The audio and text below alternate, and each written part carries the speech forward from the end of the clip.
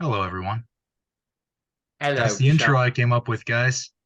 I told you I was going to pause the start of the recording to come up with a fun intro, and then I didn't. So that was Okay, fun. I gave you a good intro and you ignored me. No, Ben, I'm saving it for the end of the episode, and now we've given that away. How was I supposed to know that?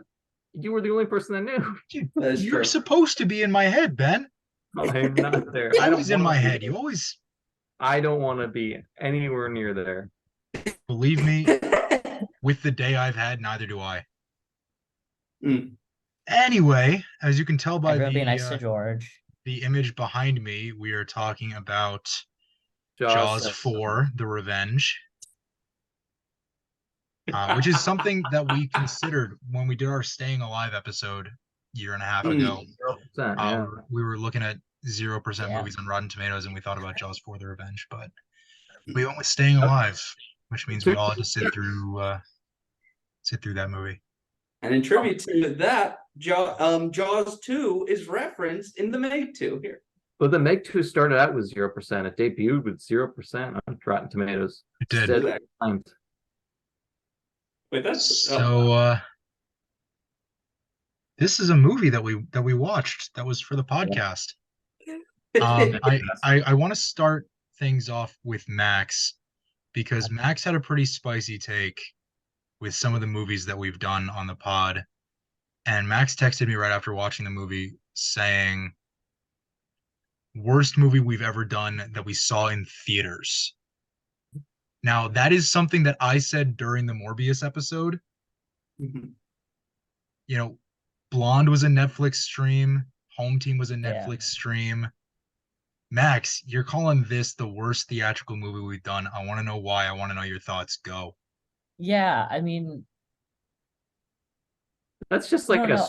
lie, though. Like, we watched Jurassic World Dominion in theaters. Oh, I did forget And I about didn't. that. I was thinking Okay. about this. I The forgot first about that. 5 minutes, It's we my saw bad, more guys. dinosaurs than we saw in the entire movie of Jurassic World Dominion.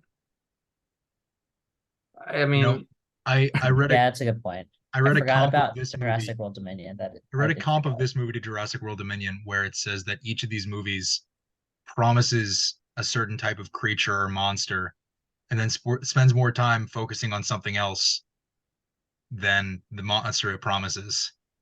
Oh yeah, Yeah. a little bit. So Max, your thoughts on Meg 2 The Trench?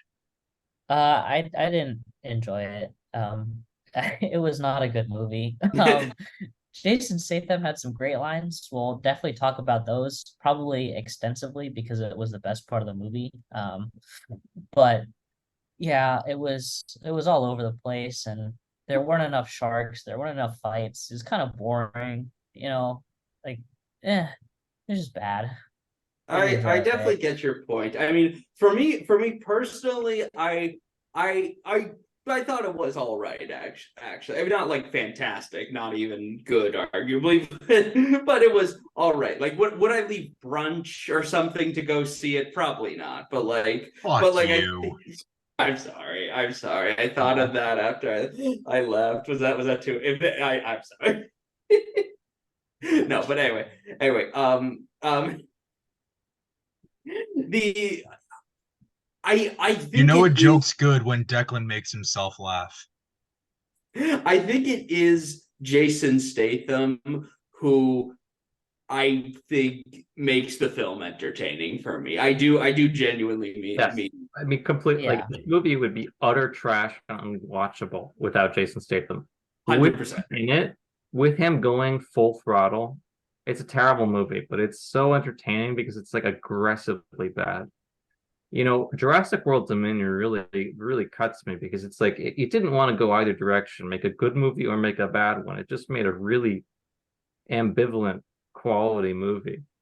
And I can't enjoy that. It's not good and it's not bad enough to like really make me, enjoy the badness of it. This one, I think, it lives up to the first one. Now, to piggyback on what you said, Live up to I it. I am a little disappointed by the amount of creatures faced. Like, because the first one, you had so many scenes with the Meg, and Jason Statham literally kills one with a fucking knife. Like, he just goes in there with a knife and kills it, okay? I mean, we are lacking some of the explosiveness that should come from a sequel to a My movie like. dude, he rams a fucking helicopter turbine through its skull. Yeah, but I About mean, it. that's like okay, but it wasn't very long. It's like 1 minute, right? And Mm. it's just not. Wasn't that shot in Sharknado? I don't know, Maybe Declan. I I didn't never see saw that. Sharknado. Look, all I'm saying is the first one had some sick scenes with just two Megs, and we got a Kraken, and sure, like I mean, the Kraken sort of dies or whatever, but Why? Why was there a Kraken? I have no fucking clue. Look, we'll talk Why about the was scene later. a whole ass Pirates of the Caribbean Dead Man's Chest ass Kraken Well, in a movie called Meg 2 The Trench? we had big sharks, and now we have big octopus. Uh, these are actually based on books, so it might be from the source material. Yeah. Oh yeah, yeah. I think they're doing the Die George, I Hard texted that to route. you. Do we know if the book for the Trench had any connection to the original The Meg book? Well, there is the original The Meg book, Yeah. and then Yeah, there's like the Trench. Trench book was not written as a sequel for the Meg book, right? No, I'm pretty sure it was. Yeah, Oh, it's a book okay. series. Book. There's like 7 of them. There's definitely a third. There Which might be. means we're There's getting like way too many. 7 Oh yeah, movies. we're getting more of There's this. way too many books left. Who can Oh, guarantee God. we'll do every single one on I, the pod? Oh I my still God. think the action scenes are good, but my only complaint was like there weren't enough for it to be a sequel to a movie where he literally takes one down with a knife. Like, sure, the helicopter blade goes through. He kills it with a knife, It's like killing something with a pencil in John Wick. A Mm. giant ass shark, and he just goes in there. And this is after like they just blew up the first one, and then another one appears, and he's just like, all right, fuck it. And takes his knife and just goes at it. I mean, I felt like we sort of got that when he goes out on his Mm. adventure and kills like two Megs or whatever, but it's just not graphic or like I don't know, brutal enough. I feel like And not manly enough. He should have just punched one out. I think they kind of did like I'm gonna quote it in my Letterboxd review for the film, because of course I watched Meg 1 in preparation for Meg 2, because I have to know one to understand the second I did too. one. I jokingly said there should have been more dudes working for the shark so that Jason Statham can beat them up in hallways. They kind of fixed that problem in this one. In many ways, the Meg 2 is the Meg 1, but with more dudes in hallways for Jason Statham to beat up, and also not in hallways. There are also dudes not in hallways. We gotta be clear, but yeah, but it's like it is. So if you wanted the Meg 1 to have more fights in it, the Meg 2 does kind of fill that a little bit, at least a little bit. Yeah, except they make the villain of the film, instead of a giant shark, it's an illegal mining operation, and it's bad people, and that guy Montez is there, and he's shooting at Jonas Taylor, but there's also a giant shark chasing, but you kind of feel like that's sort of less than as a threat, even The though that climax should was be the big threat. confused. Why did I feel like he just sort of seemed like he looked like Mickey Rourke in In Iron Man 2. 2, yeah. Oh snap! That is He looked like true. Mickey That is Rourke in true. Iron Man 2. I just kept waiting for him to ask for his bird. I want my shark. What's my shark? And there's even a parrot in the opening scene. Yeah. Yeah. No, I don't think it was a bird. It was a parrot. I mean, it's such an outrageous thing. And it's also like the US capitalists are all really bad, but the Chinese corporation is like environmental and all or at the very least doesn't turn out to be a scumbag. It's like they really made the real villains out to be capitalists. It is interesting like the ways that like the that geopolitics affects the story of Are the we Meg. seriously talking about geopolitics for a movie called Meg to the Trench? Well, to be fair, it is a part No, Chinese. there is no Yeah, to yeah. be fair on that, Ben. It's a movie That's about not- giant freaking sharks. You can watch. There's plenty of Steven Seagal movies like this that are like part Chinese productions, and they're Yeah. all very like pro-China in their plots. Yeah. So, Alongside, of course, being deeply pro-Russia. yeah, but more often than not, it's just like anti-US, Yeah, yeah, yeah. anti-capitalism specifically. I don't think it's specific to the US. Mm-hmm. So the question has to be asked, and maybe I should have held this one for later, but I'm going to ask it now because we got some other stuff to talk about. Which Meg film is better? The first one. Yeah, I think the first one still. I agree, the first one. I'll be the odd one out and say did Max's disappointment is making me wish I could change my opinion right now. But yeah, I just like I said, I feel like there were a bit more action in it, so I liked it. Both are pretty dumb and both are on like the same level for me, but like I feel like two like slightly better. Well, let's take a slight detour into the science of this film because Kick him out. Ben, kick him off the pod. Hold on, done. Max. I want to see where he's going with this. Oh boy.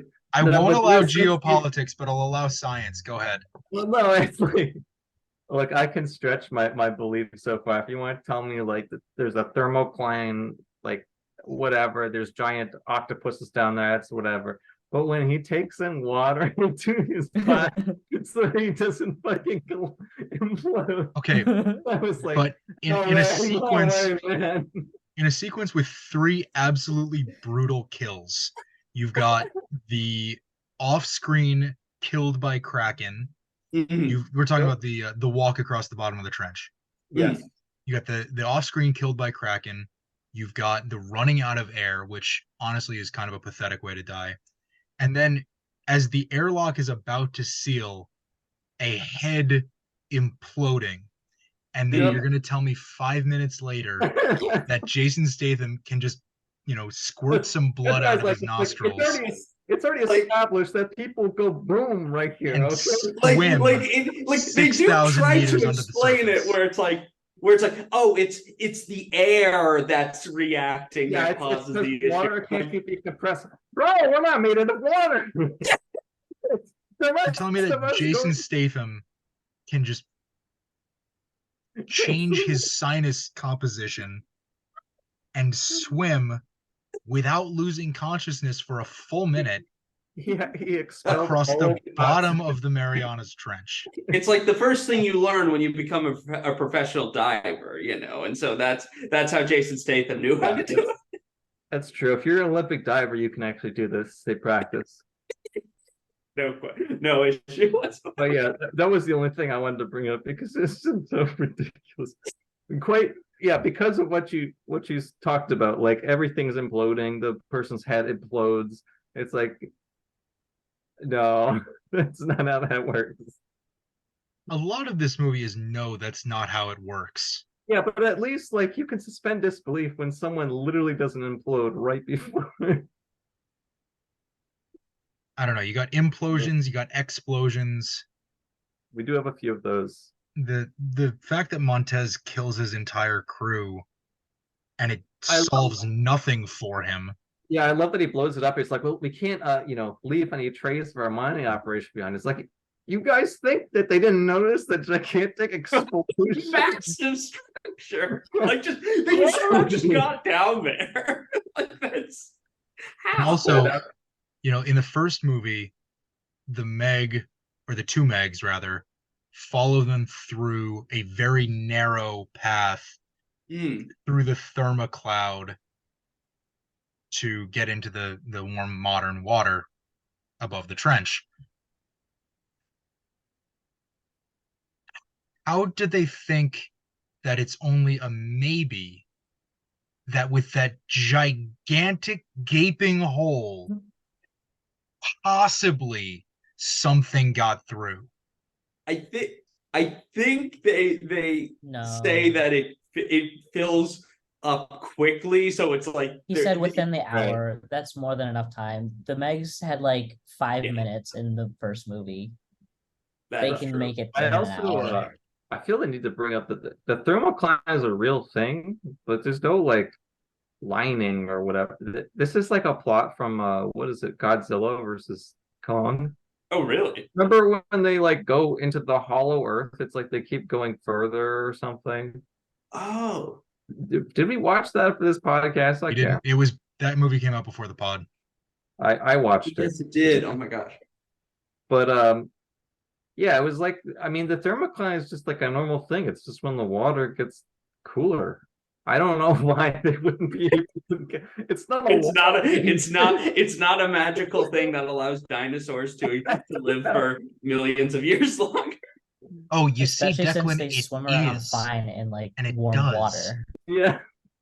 Also, if we're being this is the last science thing I'll bring up, but if we are at that depth, the octopus, the sharks, they're all going boom too. Like I Mm, that's the thing. mm. They all have gas chambers. So It must Yeah, suck to be the owner of, or it must suck to be the owner of a resort in Southeast Asia, in this world, given that, Meg. like, especially in the after this second, there's been two massive shark attacks. Let's transition that into Fun Island. Mm.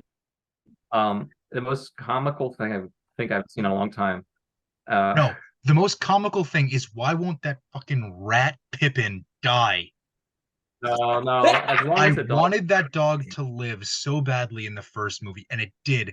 And then they brought the same fucking dog back, and it somehow Uh, kicks the ass of three sharks and an octopus. Sorry, three Wait, Megs and a Kraken. I mean, Mm. it's a survivor. True. It's true. No, I do honestly feel like the Fun Island scenes feel like they just copied and pasted the resort scenes from the first film and like maybe added one or two lines Yeah. to it. But It they felt also very made it even more Yeah. ridiculous by calling it Fun Island. yeah. And there's a scene, I think it's probably the best scene in the movie, where the Meg just opens up its mouth and like all of the like people on, paddle boats and You get whatever. the POV from the mouth. Yeah, mhm. it's just like- That's like, That was a Interesting good creative scene. choice. Yeah, I enjoyed that. that scene in some ways it was like if you took one of those like direct to video shark movies that like had the Yeah. budget of $2 or something like that you can like find on the DVD shelf of a gas station, basically took one of those and actually gave it a budget, like it would probably look like the Meg I mean, 2's climax. you've got sequences like when Jonas Taylor is fighting environmental crime on the big tanker ship at the beginning, which honestly I would watch that movie. I would watch a movie of Yes, Jason Statham Environment. kicking ass, saving the environment and shit. that would be And then you've got amazing. sequences like the end of the movie where you could have done something like Tropic Thunder. You sort of got this like jungle sort of craziness, wild creatures going on. Tropic Thunder is more like, drug cartels than dinosaurs, but you know, same sort of location where, there are concepts in this movie that could work if they leaned into them right, and they didn't. Mm.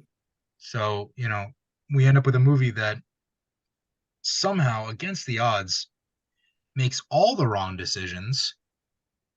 And just getting back into the climax here, the biggest example of making all the wrong decisions, and speaking of, plot convenience, you've got Mac and Juling in the sort of supply shed, and they're hiding from the mercenaries and the dinosaurs.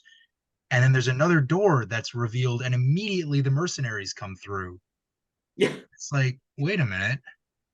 And the mercenaries are still working against them. Like, it's not like, oh my gosh, they're dinosaurs. Maybe this job doesn't pay us enough.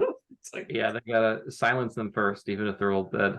It's just like, Well, you see, George, what you have to understand is capitalism. bad. Logically. It's so bad.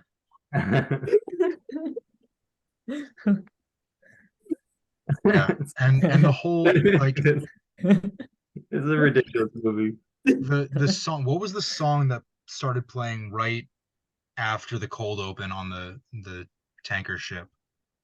Oh man, was it? What was the song? I can't remember it now. I remember I made a note when I was sitting in the theater yesterday watching it. Oh, I can't remember the song, but it Was it a started Chinese playing. cover of a famous song? Barracuda? Oh, yeah, it was Barracuda. no, it was a Chinese version of something. I know what you're talking about. Oh, They had that for right. the end credits. I do know. Oh, Under Pressure. Yeah, it was. They started playing Under fucking Pressure I think they did another one too. at the end of the cold open, and I burst out laughing. Yeah, no, I did too. It was like, Max, you and I watched Ghosted earlier this year with Ana de Armas and Chris Evans. Yeah. Which is another really bad movie, but better than Meg 2: The Trench. I don't know about that. That movie makes all the wrong soundtrack choices. Oh, and yet awful. this horrendous. This was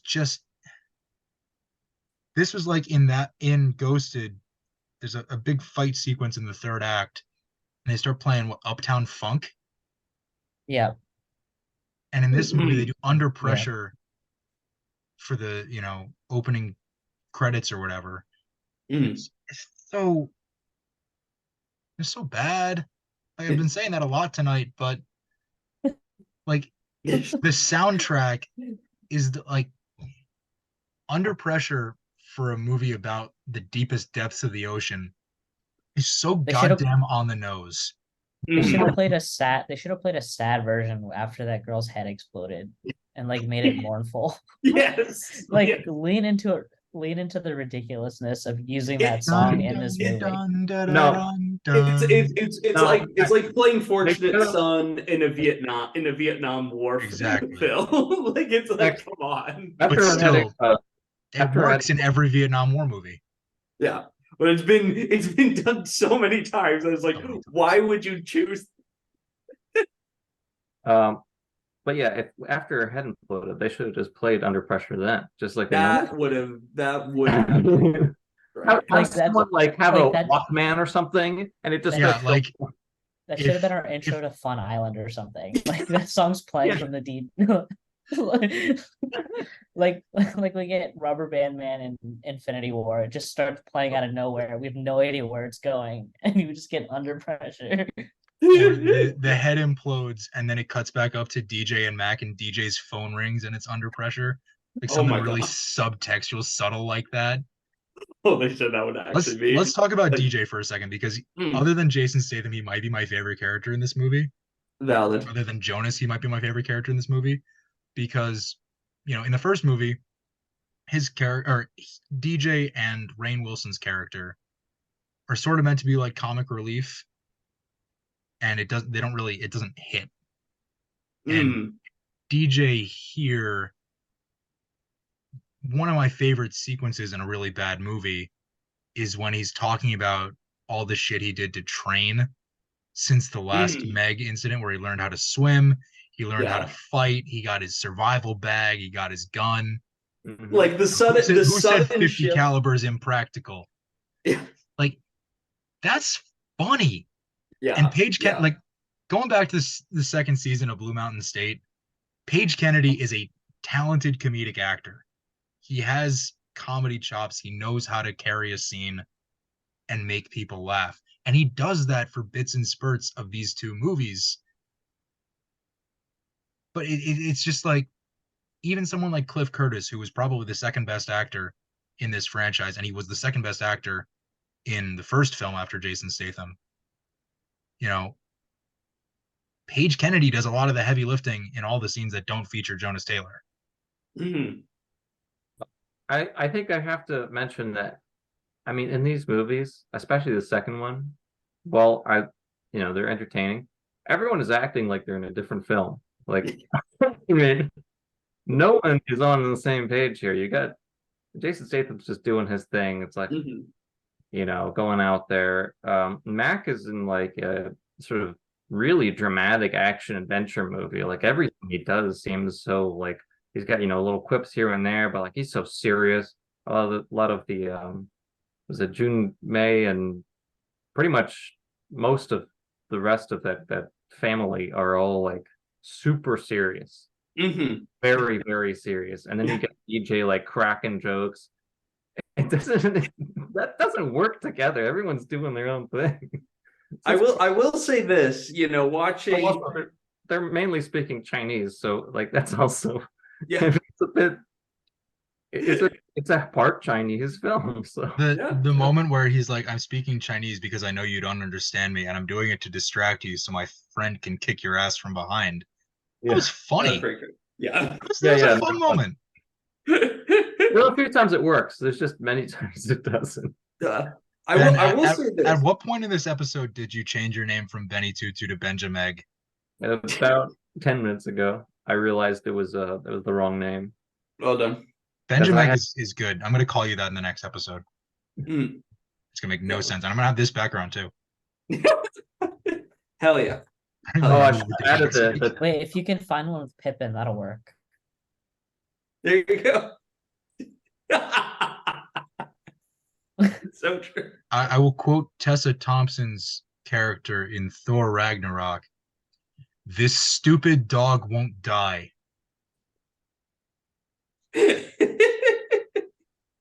Anyway, speaking of dialogue, one of my favorite lines to sort of encapsulate and fully, give you an idea of the quality of dialogue in this film is when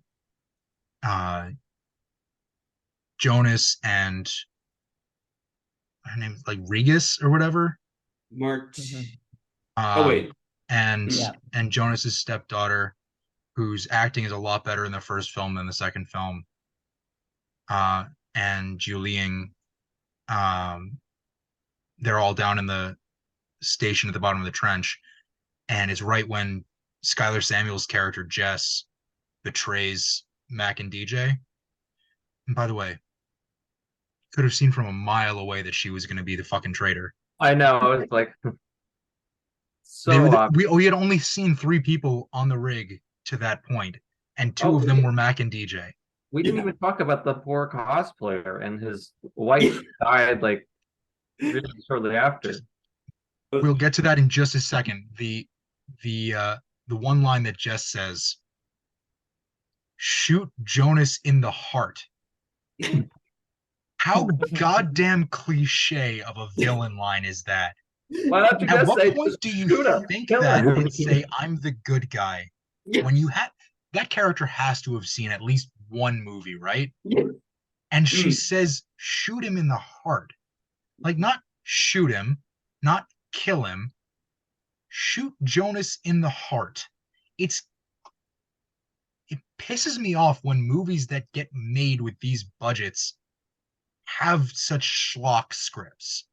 Mm.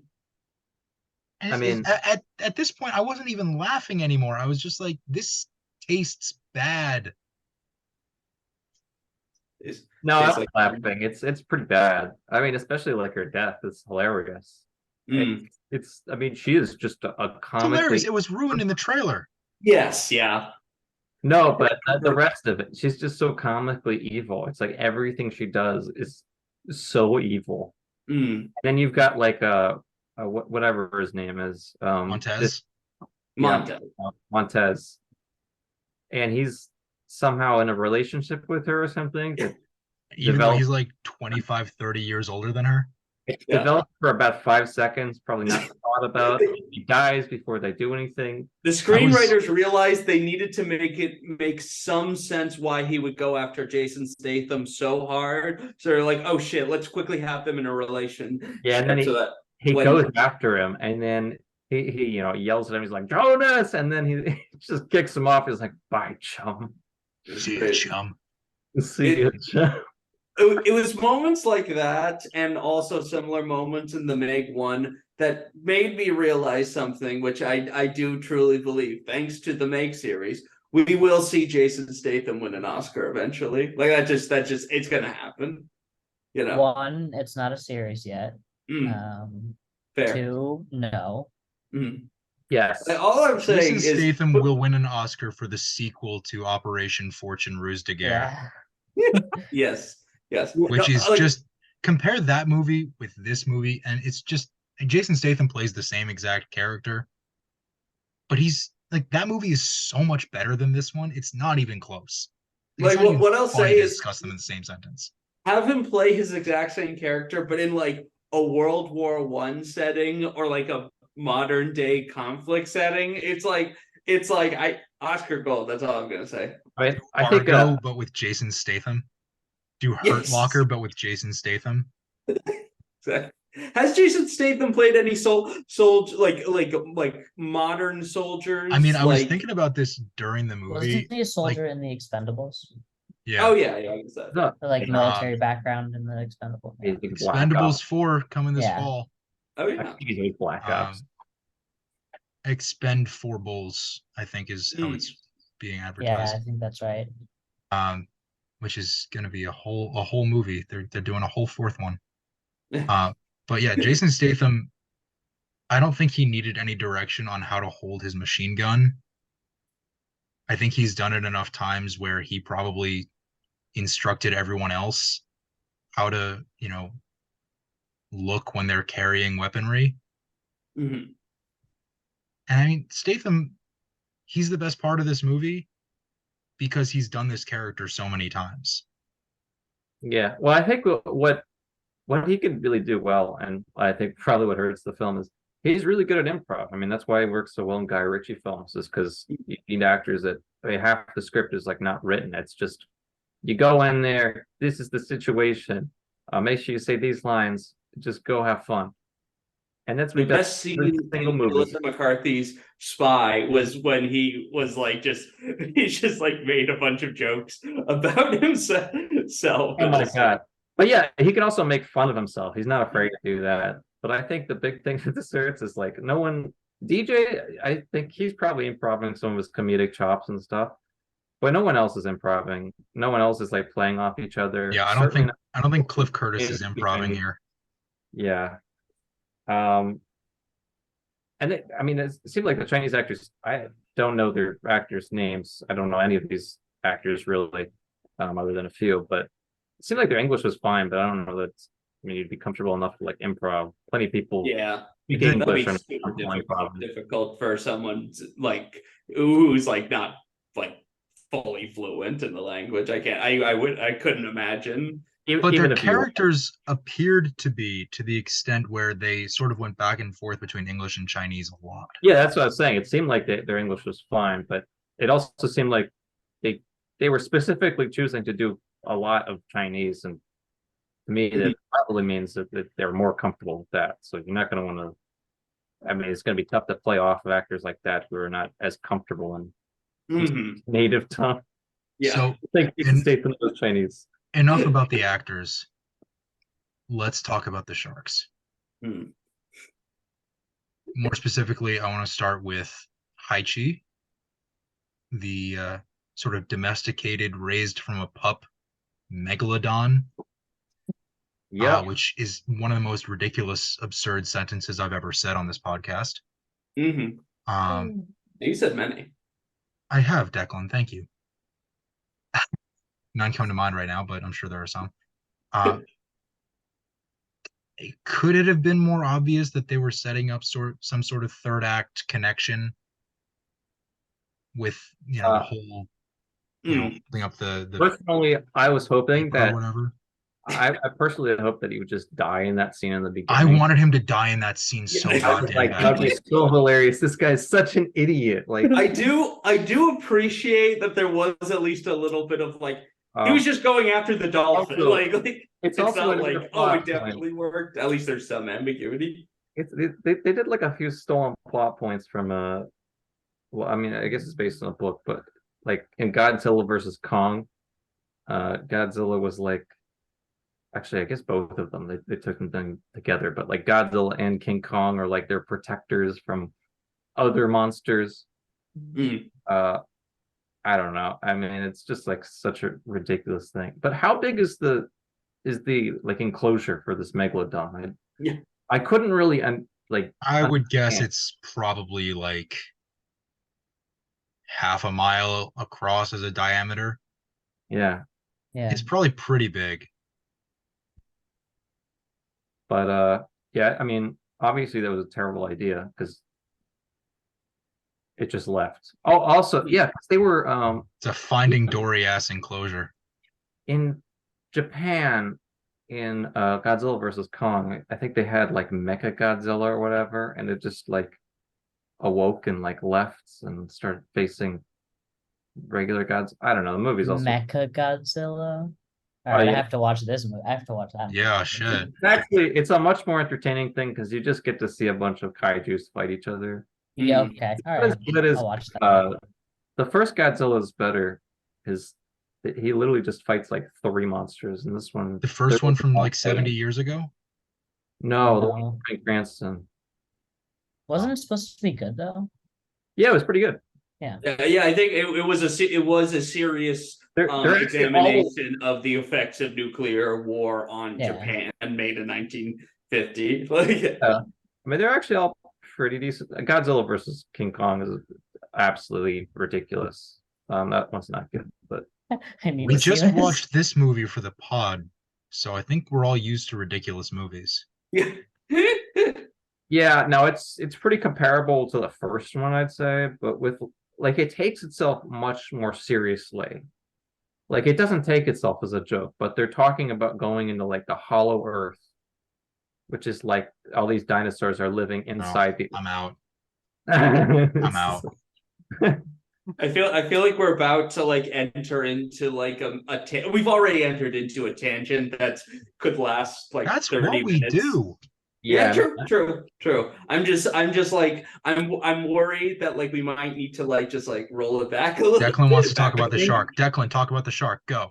you know, it's like I think I have to agree that the shark didn't end up getting used as much as it should have in the climax. You know, the freaking yeah, like as we were saying, it's like it the lizard, the giant lizard guys kind of became the main monster in the climax. That Too alone many. should disqualify this film from being better than the first one. Yeah. You know what? You know They're that is small, that because is they're very smaller. true. They're just a bunch of tiny little things. It's like They're like Komodo Also, dragons, bro. their CGI was so much worse than the CGI for the Meg. And the Mm. Kraken's CGI was bad. oh, the Kraken CGI looked straight out of like Pirates of the Caribbean. Like, No, Pirates of the 2000. Caribbean was made. That movie was 17 years ago, and it Yeah. still holds up. Mm. These That is a effects lie. are worse. The Kraken itself does not look good in that film. I will stand by that. I gotta Yeah. rewatch Dead Man's Chest then. It's a pretty CGI looking Kraken. Just, I mean, this one looks a little more comical, I guess, but the actual quality of it seems very comparable. But that's bad, right? Yeah, I mean that says something about the Meg too, not about Pirates of the Caribbean, given Yeah. that like actual over a decade. All right, sorry. When I say they're like they're really good for the time, I'm saying like currently, I wouldn't Mhm. say they hold up to current CGI capabilities. If you give somebody this movie costs at least $100 something million, right? Mhm. So they definitely had the budget. We only see the Kraken like for 5 minutes or whatever. Mhm. It's teased a lot. Mhm. Honestly, I think the climax had too many like things they were trying to do. They're doing the All over the Kraken, place. the multiple Komodo See, dragon, what they really and the screwed up is that like they should have spread them out through the movie. Like, you know, you face one Meg here, it's like, all right, we take this one down, and then we face another Meg, and it's like, oh, we just did this. And all of a sudden the Kraken appears. And the places they first one's so confront great. the Megs are like the exact same as the places in the first one, you know, like deep underwater, then on the surface of the water, then at a resort. It's like it got pretty copy and pasty. Yeah, Yeah. no, for Yeah. sure. Pretty What's much. classic, So I think I'm gonna have to recant the Meg 2 was better. I'm not gonna then lie. change your goddamn Letterboxd score. You gave this film 3 stars. Did That's I? too Oh, high. That's shit, too that's high. Okay, that's That's is- too that is- high. I'm that- giving it 2.5, and I went 2. I gave is 2.5 for- to the first one, 2 on this one. Oh, I gotta check. I think maybe I haven't rated the first one on Letterboxd yet. First one gets a 4. But yeah, first one is gonna be pretty high though. Comparatively, the first film looks a lot better compared with the second film. It's just it's much more enjoyable, I feel like. Yeah. There's way too much going on in the second one, and much dramatic stuff going on. Like, I don't give a shit. I don't blame Cliff Curtis for this. The last movie he did before this was Avatar 2. What's it? Wow. So yeah, Meg 2, second Cliff Curtis sequel we've talked about on the pod this year. Damn. So 2020s are the decade of Cliff Curtis sequels. Cliff Curtis Meg 2, The Trench, is currently playing in movie theaters. Form your own opinion. Sunday is National Cinema Day. You can get movie tickets for $4 a piece. I know I'm taking advantage before work on Sunday. These guys probably are too. We are talking about, if my memory serves, we're talking about Strays next week. Gonna get us some Will Ferrell, Jamie Foxx, little 90-minute dog comedy for us. Oh, we're doing Jamie Foxx again. That's crazy. Wow. It's Twice been in like a month. It's that I didn't make the movie release calendar. But this is like The Rock was in what, the Super League of Pets or whatever, and Black. Oh yeah, Panther and the same month. Oh yeah. And he played Sure. what is it, Batman or the Bat Dog in that one? No, that was Kevin Hart. It's- Kevin Hart was in that movie. Yeah. Yeah. I think The Rock played like Super Dog or whatever. did. Oh no, he played So Crypto. That's right. Yeah. I just remember he played not, he's gonna be like Just honestly, if we watch Strays next week and Pippin is in the movie, there's gotta be one. It's the Meg cinematic universe. well, just get ready for The Trench to make $1 megillion. oh my gosh. It's already made like 350. Yeah, I mean, Actually, my last comment is gonna be, it's super impressive how much Jason Statham can carry movies. Like, you could put him in anything. I feel like it's And been a while since we got a good proper Jason Statham movie. So We the fact have that he's Operation Fortune. what is it? Operation Fortune was right. earlier this year. Yeah. Oh right, yeah. Wait, yeah. What am I saying? Yeah. that movie didn't do as well as I'm confused why it didn't do as well. It should have. I liked it. I don't think it's Uh, as good as Guy Ritchie's other films, but I still liked it. Yeah. But it's Fair not as good. assessment. I'm gonna go watch our episode on Operation Fortune again right now. Mhm. All right. Alrighty. Good night, everyone. We'll see you for Strays next week. Bye. Good night. All right.